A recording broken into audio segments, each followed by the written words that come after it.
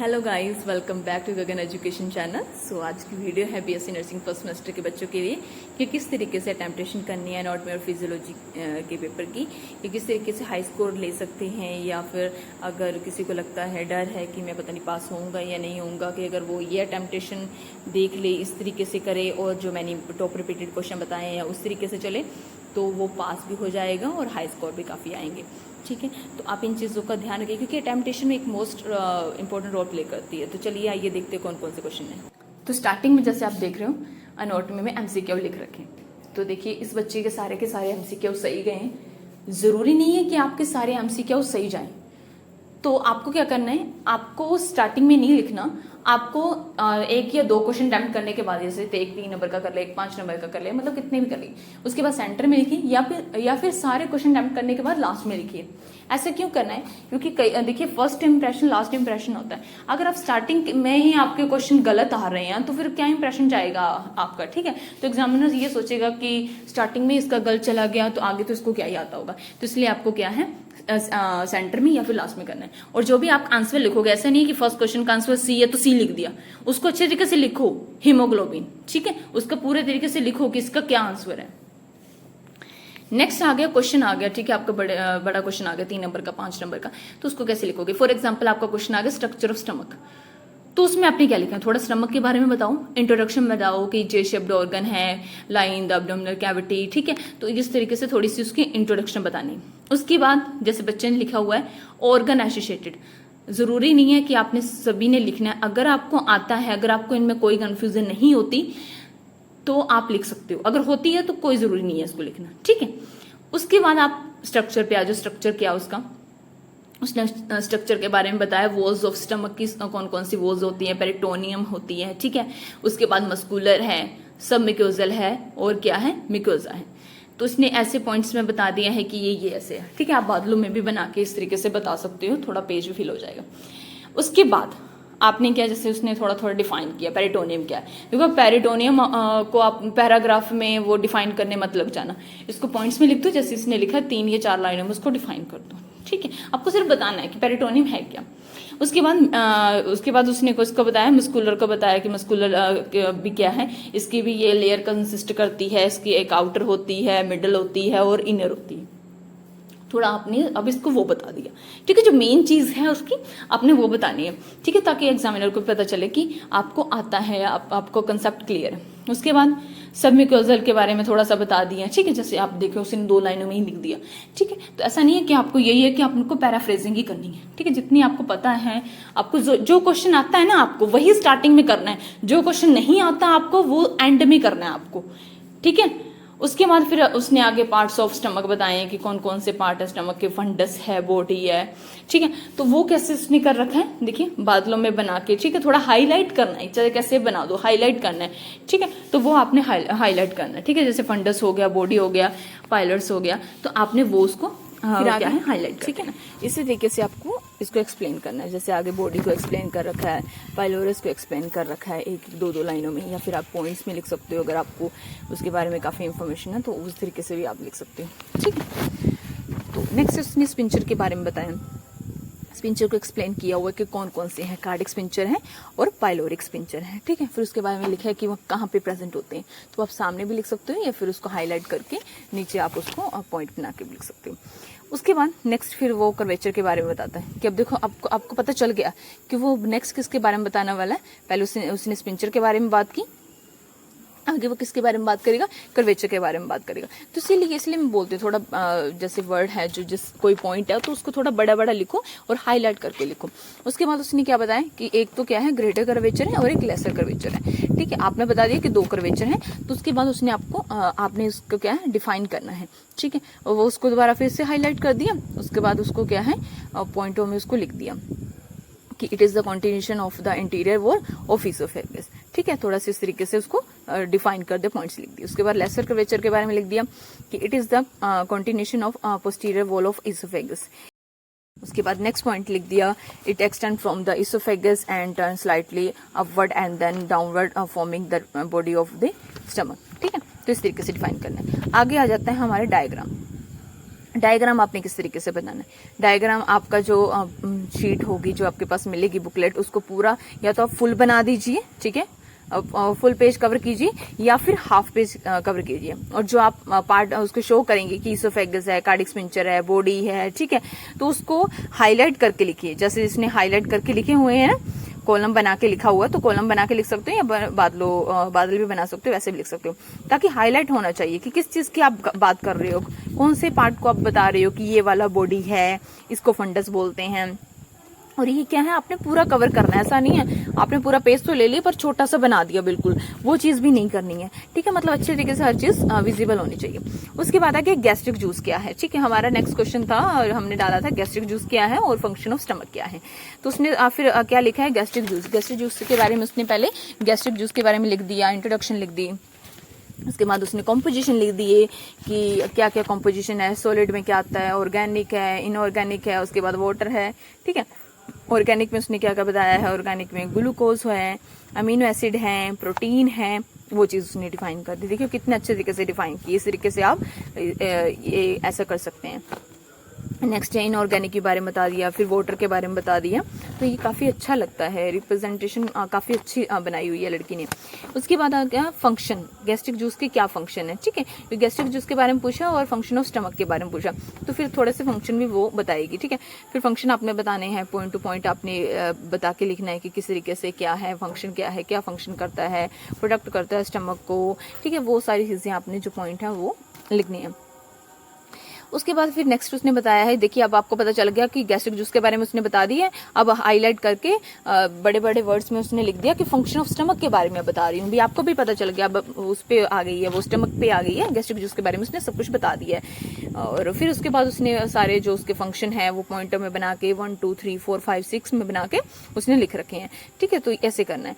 उसके बाद सिक्रीशन बताई हैं गैस्ट्रिक जूस की कि कौन कौन से सिक्रीशंस हैं, स्फेलिक फेस है या फिर गैस्ट्रिक फेस है, वो उसने एक्सप्लेन किया, पहले बताया कौन कौन सा फेस है, फिर उसको इस तरीके से एक्सप्लेन किया, तो आप इस तरीके से उसको एक्सप्लेन कर सकते हो, काफी अच्छा लगता है। फिर नेक्स्ट क्वेश्चन था, ठीक है, नेक्स्ट क्वेश्चन था कि डायग्राम बनाइए मल्टीपोलर न्यूरॉन्स के बारे में, ठीक है, तो फिर सबसे पहले फिर उन्होंने डायग्राम बनाया। देखिए डायग्राम कितने अच्छे तरीके से रिप्रेजेंट कर रखा है, और अब भी आप देख सकते हैं, ठीक है, कि राइट साइड पे उसने जो सारे पार्ट्स हैं कि डेंड्रिट्स क्या है, सेल बॉडी कौन सी है, माइलिन शीथ क्या है, वो एक्सप्लेन कर रखा है, ऐसे अपने एक्सप्लेन करना है। उसके बाद उसने लिख रखा है कि न्यूरॉन क्या है, आप ये इंट्रोडक्शन पहले भी लिख सकते हो, इंट्रोडक्शन लिख के फिर आप डायग्राम बना सकते हो, ठीक है, ऐसे भी कर सकते हो आप। उसके बाद फिर उसने स्ट्रक्चर बता दिया कि कौन कौन से स्ट्रक्चर है, सेल बॉडी है, एक्सोन है, ठीक है, तो वो आप इस तरीके से एक्सप्लेन कर सकते हो, ठीक है, तो काफी अच्छा लगता है। आप ब्लैक पेन का भी यूज कर सकते हो, उससे क्या है थोड़ा हाईलाइट हो जाता है। फिर उसने उसको थोड़ा थोड़ा एक्सप्लेन किया कि सेल बॉडी क्या होते हैं, ठीक है, उसमें जो भी पार्ट आ गए उसने उसको हाईलाइट करके देखो किस तरीके से लिख रखा है, न्यूरो, तो आपने भी इस तरीके से एक्सप्लेन करना है। तो उसने सारा कुछ बताया कि सेल बॉडी में क्या है, ठीक है, तो माइटोकॉन्ड्रिया के बारे में, न्यूक्लियस के बारे में, फिर उसको थोड़ा थोड़ा माइटोकॉन्ड्रिया को एक्सप्लेन कर दिया, न्यूक्लियस को एक्सप्लेन कर दिया, वैसे एक्सप्लेन करना है। उसके बाद उसने जितने भी उनके स्ट्रक्चर थे, जितने भी पार्ट थे उनके बारे में बताया, ठीक है, उसके बारे में थोड़ा थोड़ा एक एक लाइन में बता दिया, फिर दो जितना भी आपको आता है उस चीज़ के बारे में, माइलिन शीथ के बारे में जितनी नॉलेज है आपको, डेंड्रिट्स के बारे में जितनी नॉलेज है आप उतना उसको क्या है कवर अप कर। फिर नेक्स्ट क्वेश्चन की बात आती है, नेक्स्ट क्वेश्चन है पिट्यूटरी ग्लैंड के बारे में, सीधा क्वेश्चन डाला था कि उसके बारे में बताइए।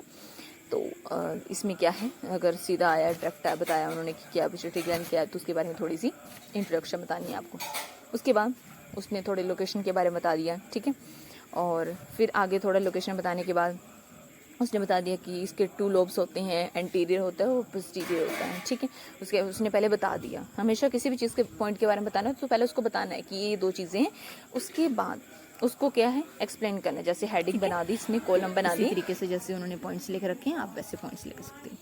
उसके बाद hormone secreted by both gland, फिर आगे उसने बता दिया कि मैं इस चीज़ के बारे में बताने वाली हूँ, ठीक है, कि एंटीरियर पिट्यूटरी क्या करता है और पोस्टीरियर पिट्यूटरी क्या करता है, ठीक है, कोई कौन कौन से हार्मोन सिक्रेट होते हैं या फिर क्या होता है, कौन कौन से उन्होंने सारे एक्सप्लेन किए हुए हैं।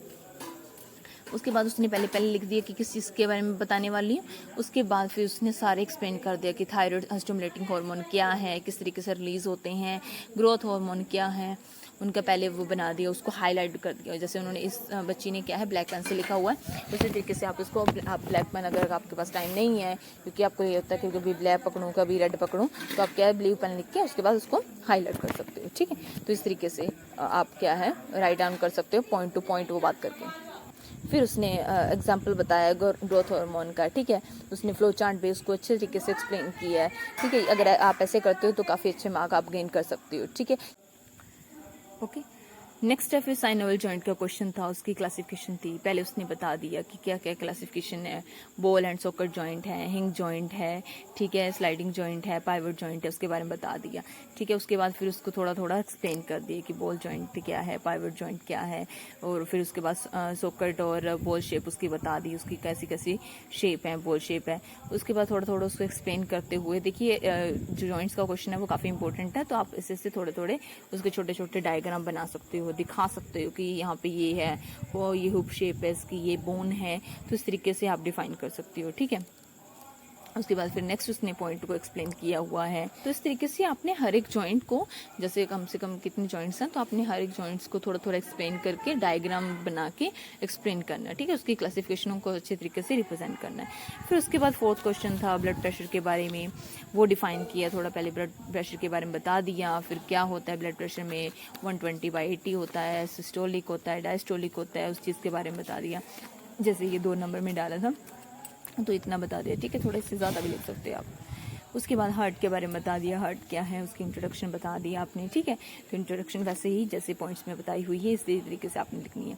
उसके बाद देखिए डायग्राम, देखिए इसी तरीके से आपने डायग्राम बनाना है।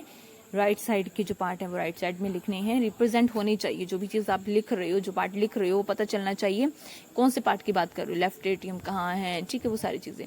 उसके बाद नेक्स्ट क्वेश्चन आ गया, CSF आ गया। ठीक है, उसके बारे में पहले इंट्रोडक्शन दे दी। उसके बाद देखिए किस तरीके से फ्लो चार्ट बना हुआ है, तो ऐसे आप फ्लो चार्ट बना सकते हो। जैसे देखिए आप खुद देखिए कितनी अच्छी अटेम्पटेशन है, अच्छा लग रहा है, देखने से पता चल रहा है कि वो किस चीज़ के बारे में बात कर रही है। ठीक है, उसके बाद फिर और उसके बाद उसने डायग्राम बना दिया, तो डायग्राम के नीचे आप डायग्राम लिखो कि किस चीज़ का डायग्राम बना रहे हो। ठीक है, तो वो भी चीज़ लिखनी है कि हमें पता चल जाए, एग्जामिनर पता चल रहा है कि आप कौन से डायग्राम, किस चीज़ का डायग्राम आपने बताया। उसके बाद फिजियोलॉजी, जैसे आपने देखा है कि यहाँ पे MCQ लिख रखे हैं। ठीक है, तो या तो सेंटर में लिखिए या फिर बिल्कुल एंड में लिखिए। जो फिजियोलॉजी की बुक होगी वो आपकी बुकलेट अलग होगी। उसके बाद शोक के बारे में बताया है, शोक के बारे में बता दिया। ठीक है, शोक एक डिसीज़ है। फिर उसकी डिसीज़ के बारे में बता दिया कि कौन कौन सी स्टेजेस हैं, कंपनसेटरी शोक है, ठीक है, अनकम्पनसेटरी शोक होता है। ठीक है, उस चीज़ के शोक के बारे में बता दिया कि कौन कौन सी इसकी स्टेजेस हैं। फिर उसके बाद टाइप्स बता दिए, हाइपोवोलेमिक शोक है, ठीक है, कार्डियोजेनिक शोक है, वो बता दिए कि कौन कौन से होते हैं। ठीक है, पहले बता दिए। उसके बाद हर एक टाइप को क्या है एक्सप्लेन कर दिया कि हाइपोवोलेमिक शोक में क्या होता है, ठीक है, या फिर न्यूरोजेनिक में क्या होता है, हर एक शोक के बारे में उसने बता दिया। फिर नेक्स्ट क्वेश्चन आ गया, oxygen haemoglobin dissociation curve. Association क्या है, डिसोसिएशन क्या है, उसके बारे में बता दिया। ठीक है, ऑक्सीजन और हीमोग्लोबिन की बाइंडिंग के बारे में बता दिया, पार्शियल प्रेशर के बारे में बता दिया। उसके बाद पूरा एक्सप्लेन करने के बाद डायग्राम बना दिया। डायग्राम कोशिश करें हाफ पेज पे आए, पता चले, एक्स विजिबल होना चाहिए, एसोसिएशन कर्व क्या है, पार्शियल प्रेशर क्या है। ठीक है, उनको पता चलना चाहिए किस चीज़ के बारे में बता रहे। फिर उसके बाद मेंस्ट्रुअल साइकिल आ गया, इंट्रोडक्शन लिखनी है, फेजेस लिखनी है, कौन कौन से फेजेस हैं पहले बता देने हैं। उसके बाद जैसे ब्लीडिंग फेजेस है, ठीक है, फिर उसको बता देना हॉर्मोन्स कौन कौन से हैं, ठीक है, ओवरिन चेंज कैसे होता है, यूट्रिन चेंजेस में क्या क्या चेंजेस आते हैं, वो चीज़ आपने फ्लो चार्ट में जैसे बच्ची ने बताई हुई है वैसे आपने बतानी है। ठीक है, तो ये तरीका आपने यूज़ कर सकते हो आप इसमें। उसके बाद उसी चीज़ को कंटिन्यू करते हुए उसने फिर ओवुलेशन के बारे में बताया कि ओवुलेशन क्या है, किस कैसा इसका पीरियड होता है, क्या क्या चेंजेस आते हैं इसमें। ठीक है, तो वो उसने उसको जो है फ्लो चार्ट में एक्सप्लेन किया है। ठीक है, उसके बाद पोस्ट ओवुलेटरी फेज के बारे में बताया है। उसके बाद उसने इसका डायग्राम फुल पेज पे बनाया है, तो इस तरीके से आप डायग्राम बना सकते हो। देखिए पेन से बनाया हुआ है, आपने पेन से बनाना है, हाईलाइट करना है। ठीक है, फिर नेक्स्ट क्वेश्चन आता है हमारा वुंड हीलिंग का। वुंड हीलिंग क्या होती है, ठीक है, प्राइमरी इंटेंशन हो गया, सेकेंडरी इंटेंशन हो गया, नेचर क्या होता है, साइज क्या होता है, क्या उसका प्रोसेस है वुंड हीलिंग का, किस तरीके से होता है। ठीक है, उसकी क्लोट फॉर्मेशन क्या होती है, इन्फ्लामेशन कैसे होती है। ठीक है, तो हर एक चीज़ आपने उसको डिफाइन करना है, ठीक है, हाईलाइट करना है। ठीक है, उस चीज़ के बारे में। नेक्स्ट क्वेश्चन आता है रिफ्लेक्स आर्क क्या है। रिफ्लेक्स आर्क में आपको पहले इंट्रोडक्शन देनी है, ठीक है, उसके बाद उसको थोड़ा सा एक्सप्लेन करना है। ठीक है, एक्सप्लेन करना थोड़ा करने के बाद उसके बाद उसका डायग्राम बना सकते हो। ठीक है, ठीक है, तो ये चीज़ इस तरीके से करनी है। ठीक है, रिप्रेजेंट करना है अच्छे तरीके से उसके पॉइंट्स को। उसके बाद न्यूरोमस्कुलर जंक्शन क्वेश्चन है, ठीक है, उसके इंट्रोडक्शन लिखनी है। इंट्रोडक्शन लिखने के बाद आपको उसके बारे में थोड़ा बता देना या फिर डायग्राम बना सकते हो आप, ठीक है।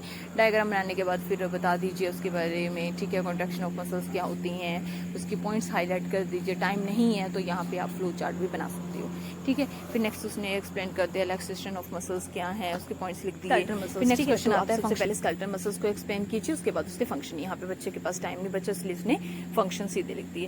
तो उसके बाद आ गया डिसीज, आ गई डिसीज का आपने पहले इंट्रोडक्शन लिखनी है, जैसे आयरन डेफिशिएंसी एनीमिया आ गया। उसके बाद आपने लिखना है कि कितने टाइप्स के होते हैं एनीमिया, वो लिख दिया। फिर उसके कोजेज लिखने हैं, आप यहाँ पे कोजेज भी लिख सकते हो।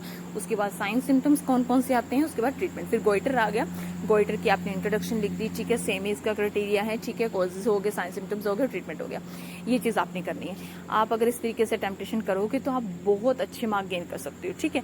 जब आप एक क्वेश्चन कर लेते हो तो उसके नीचे अंडरलाइन लगा दो कि मैंने एक क्वेश्चन कर लिया, ठीक है। या तो आपको हर क्वेश्चन के बाद लाइन लगानी ही लगानी है, ठीक है। इससे अट्रैक्टिव लगता है और एग्जामिनर को पता चल जाता है कि आपका क्वेश्चन कंप्लीट हो गया है। और अगर आपका क्वेश्चन जैसे एक पेज पे है, 4-5 लाइनें नीचे छूट चुकी हैं, ठीक है, और नेक्स्ट क्वेश्चन पे वो आंसर भी है, तो आप पीटीओ लिख सकते हो, ठीक है। और एक क्वेश्चन, एक बात और है कि कोई क्वेश्चन है, अगर किसी का एक क्वेश्चन के 3 पार्ट है, उसमें से आपको BC नहीं आता, तो आपने सोचा कि नहीं A पार्ट कर लेता हूँ, BC बाद में कर लेता हूँ, नहीं, इकट्ठे ही करने हैं, ठीक है, इकट्ठे ही करने हैं। नहीं आता लास्ट में करो, और जो क्वेश्चन आते हैं आपको वो स्टार्टिंग में करने हैं, जो नहीं आते वो एंड में करने हैं। जैसे आपको कोई क्वेश्चन नहीं आता है, उस सिस्टम से रिलेटेड लिख दो, ठीक है। जैसे हार्ट का क्वेश्चन नहीं आता तो कार्डियोवास्कुलर में इतने क्वेश्चन है, वो किसी का भी कुछ लिख दो, बट पेपर खाली छोड़ के आपको नहीं आना है। कोई क्वेश्चन नहीं आ रहा आपको, वो एंड में लिखना है। जो क्वेश्चन आपको बहुत अच्छे आते हैं वो स्टार्टिंग में लिखने हैं, ठीक है। और जो MCQ मैंने बोला था वो स्टार्टिंग में नहीं, वो सेंटर में 2-3 क्वेश्चन करने के बाद या फिर लास्ट में। अगर आपको आते हैं तो आप कर सकते हो स्टार्टिंग में, ठीक है। तो इन सभी बातों का आपने ध्यान रखना है, बहुत इंपॉर्टेंट चीज़ें हैं ये। जो टॉप रिपीटेड क्वेश्चन मैंने वीडियो डाली है वो ज़रूर देखिएगा, ऑलमोस्ट काफ़ी क्वेश्चन उसी में से आएंगे। Thank you for watching my video, like, share and subscribe my video.